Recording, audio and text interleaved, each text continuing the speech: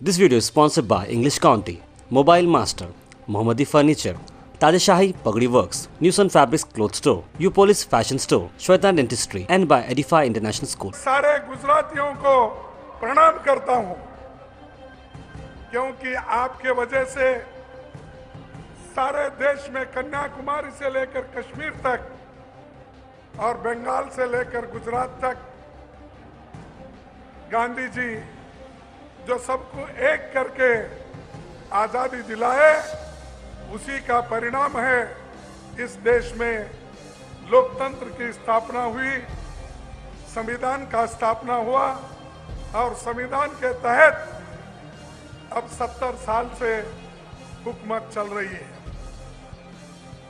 बाबा साहब अम्बेडकर ने इस देश में एक नया संविधान दिया जिसको गांधी जी, वल्लभ भाई पटेल जी, पंडित जवाहरलाल नेहरू जी, अब्दुल कलाम आजाद जी, ऐसे कई नेताओं ने उनको प्रोत्साहित करके इस देश में संविधान को अस्तित्व में लाया।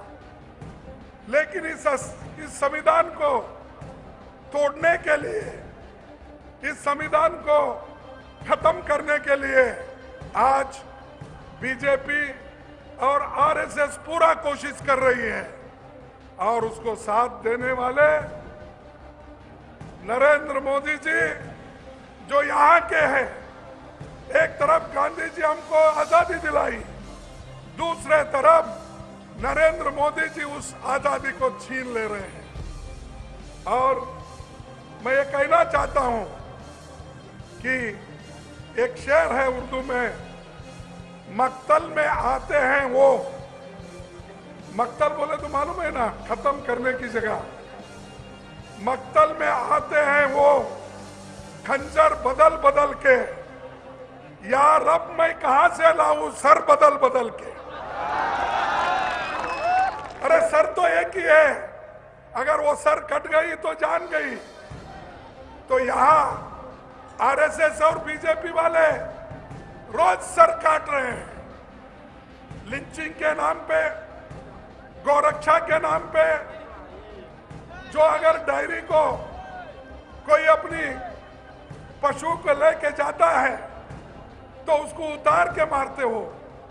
जो दलित शादी कर लेके घोड़े पे अगर उसका जुलूस निकालता है तो उसको नीचे उतार के मारते हो।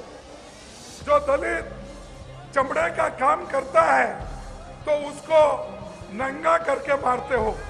तो क्या यही महात्मा गांधी जी ने हमको सिखाया था? मैं पूछता हूं, बड़े बड़े मूर्ति तो आप गांधी जी के लगा सकते हो, वल्लभ भाई पटेल के लगा सकते हो, लेकिन जिन उसूलों को उन्होंने आपको दिया है उन उसूलों को मोदी जी तोड़ रहे हैं, बर्बाद कर रहे हैं। इसकी हिफाजत करना आपके हाथ में है।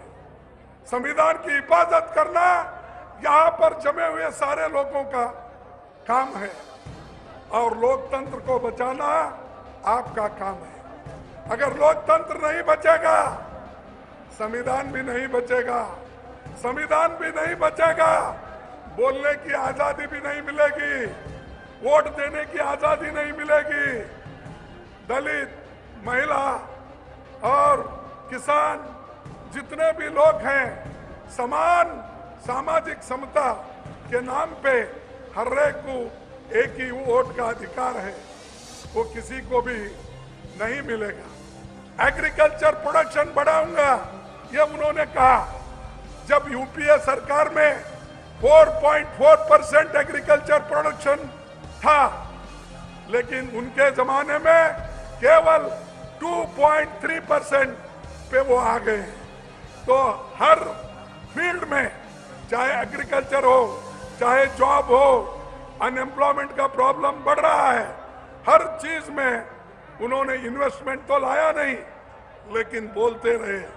मैं आने के बाद सब तेजी हो गई और हमेशा अपनी बात को वो कहते ही रहे और झूठ कहने की उनकी आदत है।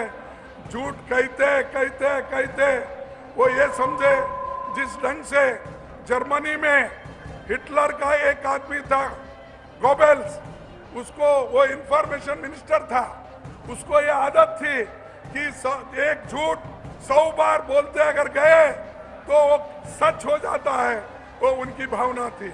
उसी ढंग से आज मोदी जी झूठ पे झूठ बोलते जा रहे हैं और लोगों को गुमराह कर रहे हैं, खासकर नौजवानों को गुमराह कर रहे हैं और देश के पेट्रियोटिज्म के नाम पे वो लोगों को गुमराह करना चाहते हैं। मुझे ये बताओ, 5 साल में आपने क्या किया? आप कितने वायदे किए थे, कितने उसमें आपने वायदे पूरे किए? ये अगर आप हमको बताएंगे तो हम कहेंगे भाई मोदी जी कुछ काम किए। 2019 के चुनाव में कांग्रेस पार्टी को जिताइए, कांग्रेस पार्टी को हुकूमत लाइए, फिर से लोकतंत्र मजबूत बनाइए, संविधान को मजबूत बनाइए और आज जो हर ऑटोनोमस बॉडी को तोड़फोड़ करने की चाल कर रहे हैं उसको खत्म करने के लिए आपकी कोऑपरेशन की, आपके आशीर्वाद की आवश्यकता है। आप आशीर्वाद करेंगे ऐसा मैं अपने विचार को आपके सामने रख के मेरे बात को खत्म करता हूं। जय हिंद, जय हिंद।